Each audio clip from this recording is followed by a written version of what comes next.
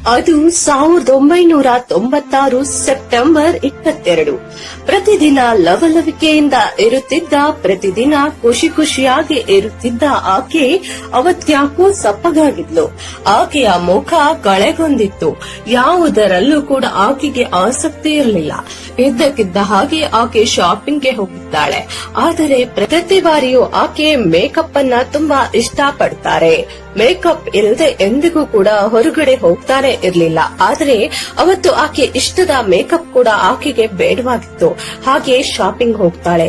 ಸ್ವಲ್ಪ ಸಮಯದ ನಂತರ ಶಾಪಿಂಗ್ ಮಾಡಿಕೊಂಡು ಮನೆಗೆ ಬರ್ತಾಳೆ. ಮನೆಗೆ ಬರ್ತಿದ್ದ ಹಾಗೆ ತನ್ನ ಕೋಣೆಯನ್ನ ಹೋಗಿ ಸೇರ್ಕೊಳ್ತಾಳೆ. ಹಾಗೆ ಕೆಲಸಗಾರರಿಗೂ ಕೂಡ ಪರಸ್ಪರ ಇಷ್ಟವಾದಂತಹ ಸೂಚನೆಯನ್ನ ಹಾಕ್ತಾರೆ. ನಾನು ಹೊರಗಡೆ ಬರುವವರೆಗೂ ಕೂಡ ನೀವ್ಯಾರೂ ಬಂದು ಬಾಗಿಲನ್ನ ತಟ್ಟಬಾರದು, ನನಗೆ ಡಿಸ್ಟರ್ಬ್ ಮಾಡಬಾರದು ಎನ್ನುವ ರೀತಿಯಲ್ಲಿ ಆಕೆ ಸೂಚನೆಯನ್ನ ಕೊಡ್ತಾಳೆ. ಆಕೆ ಸೂಚನೆ ಕೊಡುತ್ತಿದ್ದ ಹಾಗೆ ಕೆಲಸಗಾರರು ಕೂಡ ಸೈಲೆಂಟ್ ಆಗ್ತಾರೆ. ರಾತ್ರಿ ಊಟಕ್ಕೆ ಕೂಡ ಆಕೆಯನ್ನ ಕರೆದಿಲ್ಲ.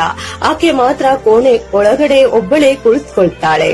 ತನ್ನ ಇಷ್ಟದ ಮೇಕಪ್ ಮುಖಕ್ಕೆ ಮಾಡ್ಕೊಳ್ಳೋಕೆ ಶುರು ಮಾಡ್ತಾಳೆ. ಮೇಕಪ್ ಆಗ್ತಿದ್ದ ಹಾಗೆ ಮತ್ತೆ ಆಕೆಯ ಮುಖ ಕಳೆಗೊಂಡುತ್ತೆ. ಮತ್ತೆ ಆಕೆಯಲ್ಲಿ ಲವಲವಿಕೆ ಕಾಣಿಸಿಕೊಳ್ಳುತ್ತೆ. ಆದ್ರೂ ಕೂಡ ಮನಸ್ಸಿನೊಳಗಡೆ ಅದೇನೋ ವೇದನೆ, ಮನಸ್ಸಿನ ಒಳಗಡೆ ಅತಿ ನೋವು, ಯಾರಲ್ಲೂ ಕೂಡ ಹೇಳಿಕೊಳ್ಳಲಾಗದ, ಎಲ್ಲಿಯೂ ಕೂಡ ಹಂಚಿಕೊಳ್ಳಲಾಗದ ಅತಿ ನೋವು ಆಕೆಯನ್ನ ಕಾಡ್ತಿರುತ್ತೆ.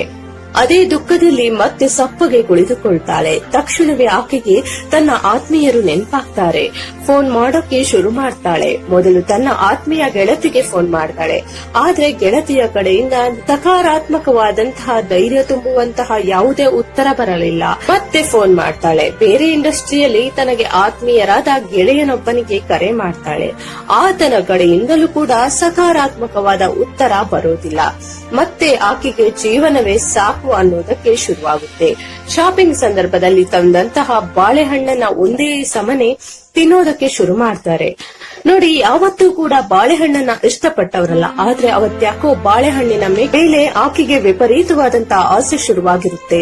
ಬಾಳೆಹಣ್ಣನ್ನ ಒಂದೇ ಸಮನೆ ತಿನ್ನೋದಕ್ಕೆ ಶುರು ಮಾಡ್ಕೊಳ್ತಾಳೆ. ಮತ್ತೊಂದು ಕಡೆಯಿಂದ ಆಕೆಗೆ ಚಾಕ್ಲೇಟ್ ಅಂದ್ರೆ ವಿಪರೀತ ಆಸೆ. ಚಾಕ್ಲೇಟ್ ಅನ್ನು ಕೂಡ ಒಂದೇ ಸಮನೆ ತಿನ್ನೋದಕ್ಕೆ ಶುರು ಮಾಡ್ತಾಳೆ. ಹೀಗೆ ಬಾಳೆಹಣ್ಣು ಚಾಕ್ಲೇಟ್ ಅನ್ನ ತಿಂದು ಆಕೆ ಮಲಗಿಕೊಳ್ತಾಳೆ. ಬೆಳಿಗ್ಗೆ 10 ಕೂಡ ಆಕೆಯ ಕೋಣೆಯ ಬಾಗಿಲು ತೆರೆಯೋದಿಲ್ಲ. ಯಾವತ್ತೂ ಕೂಡ ಪ್ರತಿದಿನ 8 ಗಂಟೆಗೆ ಏಳುವ ಅವರು ಅವತ್ತು 10 ಗಂಟೆ ಆದರೂ ಕೂಡ ಎದ್ದಿರೋದಿಲ್ಲ. ಸದ್ದು ಗದ್ದಲ ಇರೋದಿಲ್ಲ. ಕೆಲಸಗಾರರಿಗೆ ಎಬ್ಬಿಸೋದು ಕೂಡ ಆತಂಕ, ಅದೇನೋ ಅನುಮಾನ ಶುರುವಾಗುತ್ತೆ. ಮೊದಲೇ ಯಾರೂ ಬಂದು ಬಾಗಿಲನ್ನ ಬಡಿಬೇಡಿ ಅಂತ ಸೂಚನೆ ಕೊಟ್ಟಿದ್ದಾರೆ. ಆದ್ರೂ ಕೂಡ ಕೆಲಸಗಾರರಿಗೆ ಮನಸ್ಸು ತಡೆಯೋದಿಲ್ಲ. ಹೋಗಿ ಬಾಗಿಲನ್ನ ಬಡಿತಾರೆ. ಎಷ್ಟೇ ಬಾಗಿಲು ಬಡಿದರೂ ಆ ಕಡೆಯಿಂದ ನಿಶ್ಶಬ್ದ, ಆ ಕಡೆಯಿಂದ ಮೌನ, ಯಾವುದೇ ಉತ್ತರ ಇಲ್ಲ. ಬಾಗಿಲನ್ನ ಒಳೆದು ಒಳಗೆ ಹೋಗಿ ನೋಡಿದಾಗ ಆಕೆ ಫ್ಯಾನಿನಲ್ಲಿ ನೇತಾಡ್ತಿರ್ತಾಳೆ. ಫ್ಯಾನ್ ಅಲ್ಲಿ ತೂಗುತ್ತಿದ್ದ ಆ ಶವ ಯಾರದು ಗೊತ್ತಾ? ಸಿನಿಮಾ ಇಂಡಸ್ಟ್ರಿಯಲ್ಲಿ ಮಿಂಚಿ ತನ್ನದೇ ಆದಂತಹ ಹೆಸರನ್ನ ಮಾಡಿ ಅದೆಷ್ಟೋ ಜನ ನಿರ್ದೇಶಕರು, ನಟರು, ದೊಡ್ಡ ದೊಡ್ಡ ಕಲಾವಿದರು ಮನೆಯ ಬಾಗಿಲಿಗೆ ಬರುವಂತೆ ಮಾಡಿಕೊಂಡಿದ್ದ ಕೇವಲ 17 ವರ್ಷಗಳ ಅಂತರದಲ್ಲಿ 450ಕ್ಕೂ ಹೆಚ್ಚು ಸಿನಿಮಾಗಳಲ್ಲಿ ನಟಿಸಿದ್ದ, ಪ್ರತಿದಿನ ಲಕ್ಷಾಂತರ ರೂಪಾಯಿ ದುಡಿದ, ಲಕ್ಷಾಂತರ ರೂಪಾಯಿ ಹಣವನ್ನ ಎಳಿಸಿದಂತಹ, ಅದೆಷ್ಟೋ ಪಡ್ಡೆ ಹುಡುಗರ ಎದೆಯಲ್ಲಿ ಗಿಟಾರ್ ಬಾರಿಸಿದಂತಹ, ಒಂದು ಕಾಲದಲ್ಲಿ ಸೆಕ್ಸ್ ಬಾಂಬ್ ಎಂದು ಪ್ರಸಿದ್ಧಿಯನ್ನ ಪಡೆದಂತಹ, ಏಕೆಂದರೆ ನಮ್ಮ ಸಿನಿಮಾ ಹಿಟ್ಟಾಗುತ್ತೆ ಅನ್ನುವಂತಹ ಭರವಸೆ ಮೂಡಿಸಿದಂತಹ ಸಿಲ್ಕ್ ಸ್ಮಿತಾ, ಇಡೀ ದಕ್ಷಿಣ ಭಾರತದಲ್ಲಿ ಖ್ಯಾತಿ ಪಡೆದಂತಹ ಸಿಲ್ಕ್ ಸ್ಮಿತಾ ಅವತ್ತು ಹೆಣವಾಗಿ ಫ್ಯಾನ್ ನಲ್ಲಿ ತೂಗ್ತಾ ಇರ್ತಾಳೆ. ಆಗ ಕೆಲಸಗಾರರು ಶಾಕ್ಗೆ ಒಳಗಾಗ್ತಾರೆ.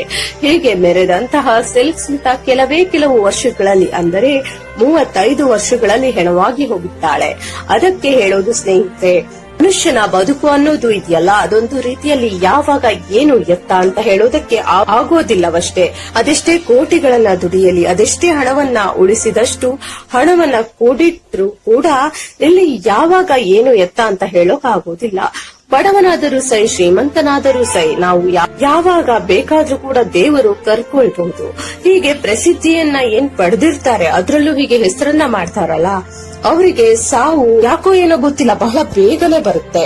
ಇನ್ನು ಸಿಲ್ಕ್ ಸ್ಮಿತಾ ಸಾವನ್ನಪ್ಪಿದ್ದಾಗ ಅವರ ಸಾವು ಎಂದಿಗೂ ಕೂಡ ನಿಗೂಢ ರಹಸ್ಯವಾಗಿನೇ ಉಳಿದುಕೊಂಡಿದೆ.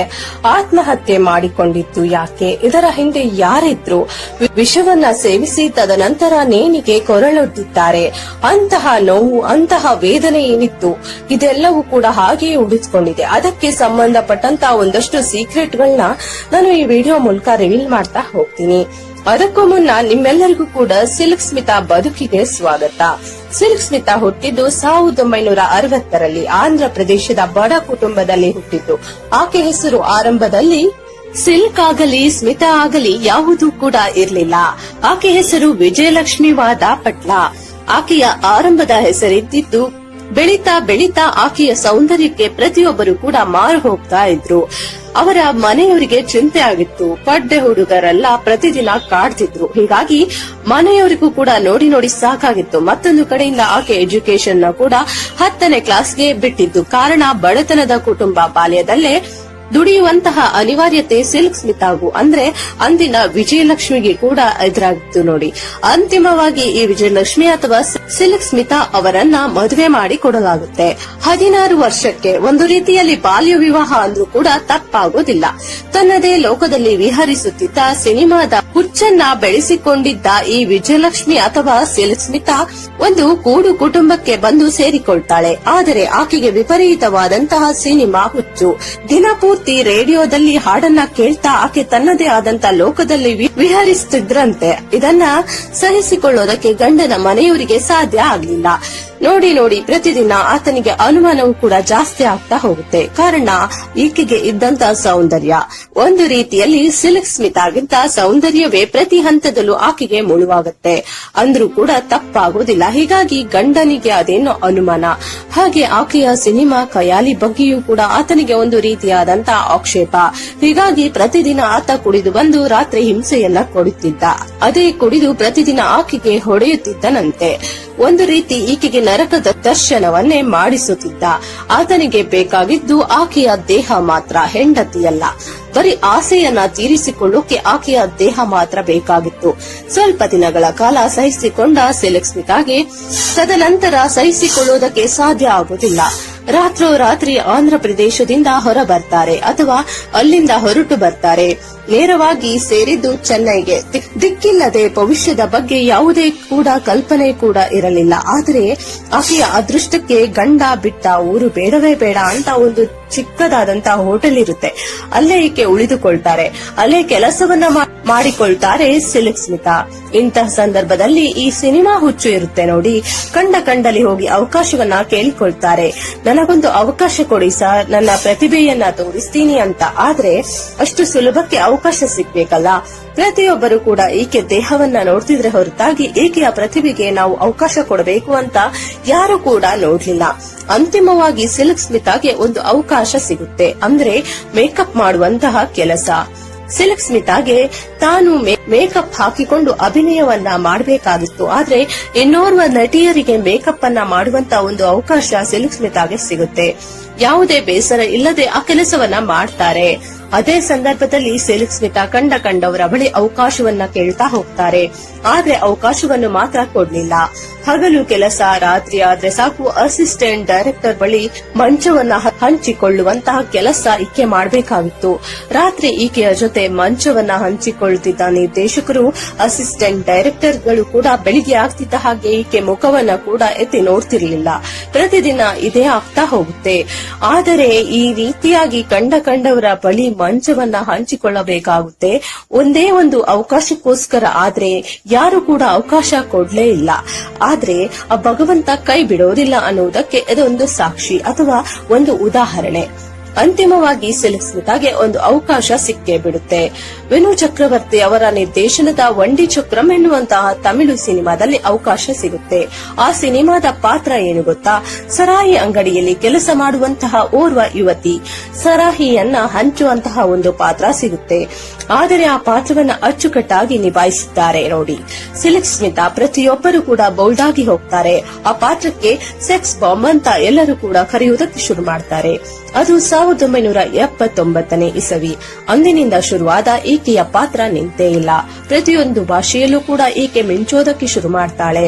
ಮಲಯಾಳಂ, ತಮಿಳು, ಕನ್ನಡ, ಹಿಂದಿ ಎಲ್ಲಾ ಭಾಷೆಗಳಲ್ಲೂ ಕೂಡ ಆ ಕಾಲದಲ್ಲಿ ಈ ಕತೆ ಪಾರುಪತ್ಯ ಈಕೆದ್ದೆ. ಚಕ್ರಾಧಿಪತ್ಯ ಅಂದ್ರೂ ಕೂಡ ತಪ್ಪಾಗೋದಿಲ್ಲ. ಆನಂತರ ಮಾಡಿದ ಬಹುತೇಕ ಸಿನಿಮಾಗಳು ಕೂಡ ಹೀಗೆ ಅದ್ಭುತವಾದಂತಹ ಅವಕಾಶದ ಜೊತೆಗೆ ಅದ್ಭುತವಾದಂತಹ ಹೆಸರನ್ನು ಕೂಡ ತಂದುಕೊಡುತ್ತೆ. 3 ಎನ್ನುವ ಸಿನಿಮಾ ತದನಂತರ ಬಹಳ ದೊಡ್ಡ ಮಟ್ಟದಲ್ಲಿ ಹೆಸರನ್ನ ತಂದುಕೊಡುತ್ತೆ. ಅನಂತರ ಆಕೆಗೆ ಬೇರೆ ಬೇರೆ ರೀತಿಯಲ್ಲಿ ಒಂದಷ್ಟು ಆಸೆಗಳು ಕೂಡ ಇರುತ್ತೆ. ಬರೀ ಡಾನ್ ಪಾತ್ರಗಳು, ಚಿಕ್ಕ ಚಿಕ್ಕ ರೋಲ್ಗಳನ್ನ ಮಾತ್ರ ಕೊಡ್ತಾರೆ. ನಾನು ಸ್ಟಾರ್ಗಳ ಜೊತೆಗೆ ಅಭಿನಯಿಸಬೇಕು, ನನ್ನ ಪ್ರತಿಭೆಯನ್ನ ತೋರಿಸಬೇಕು ಅನ್ನುವಂತಹ ಒಂದು ಆಸೆಯೂ ಕೂಡ ಇರುತ್ತೆ. ಅದಕ್ಕೆ ತಕ್ಕ ಹಾಗೆ ಕಮಲ್ ಹಸನ್, ರಜನಿಕಾಂತ್, ಸೂಪರ್ ಸ್ಟಾರ್ಗಳಾದ ಮೋಹನ್ ಲಾಲ್ ಇವರೆಲ್ಲರ ಜೊತೆಗೂ ಕೂಡ ನಟಿಸುವಂತಹ ಅವಕಾಶ ಈಕೆಗೆ ಬರುತ್ತೆ. ಎಲ್ಲರಲ್ಲೂ ಕೂಡ ತನ್ನ ಪ್ರತಿಭೆಯನ್ನ ತೋರಿಸ್ತಾನೆ ಹೋಗ್ತಾರೆ. ಇದೇ ಸಂದರ್ಭದಲ್ಲಿ ಕನ್ನಡದಲ್ಲೂ ಕೂಡ ಆಕೆಯ ಅಭಿನಯದ ಸಿನಿಮಾಗಳು ಬರುತ್ತೆ. ಗೆದ್ದ ಮಗದಿಂದ ಸಿನಿಮಾ ಕನ್ನಡದಲ್ಲಿ ಆರಂಭ ಆಗುತ್ತೆ. ಪ್ರಚಂಡ ಕುಳ್ಳ, ಹಳ್ಳಿ ಮೇಷ್ಟ್ರು, ಅಳಿಮಯ್ಯ, ಚಿನ್ನ, ಲಾಕಪ್ ಡೆತ್ ಸಾಕಷ್ಟು ಕನ್ನಡ ಸಿನಿಮಾಗಳಲ್ಲೂ ಕೂಡ ನಟಿಸ್ತಾ ಹೋಗ್ತಾರೆ. ಆದರೆ ಆಕೆಯ ಜೀವನ ಕೊನೆಯಲ್ಲಿ ದುರಂತ ಅಂತ್ಯವಾಗಿ ಹೋಗುತ್ತೆ. ಇದಿಷ್ಟು ಸಿಲ್ಕ್ ಸ್ಮಿತಾಗೆ ಸಂಬಂಧಪಟ್ಟ ಕೆಲವೊಂದು ಸಂಗತಿಗಳು. ಆದರೆ ಆ ಸೂಪರ್ ಸ್ಟಾರ್ ಯಾರು ಅನ್ನೋದು ಕೂಡ ಇಂದಿಗೂ ಕೂಡ ಗೊತ್ತಿಲ್ಲ. ಈ ವಿಡಿಯೋ ಇಷ್ಟವಾದ್ರೆ ಖಂಡಿತವಾಗ್ಲೂ ಲೈಕ್ ಮಾಡಿ ಹಾಗೂ ಕಮೆಂಟ್ ಮಾಡಿ. ವಿಡಿಯೋ ನೋಡಿದ್ದಕ್ಕಾಗಿ ಧನ್ಯವಾದಗಳು.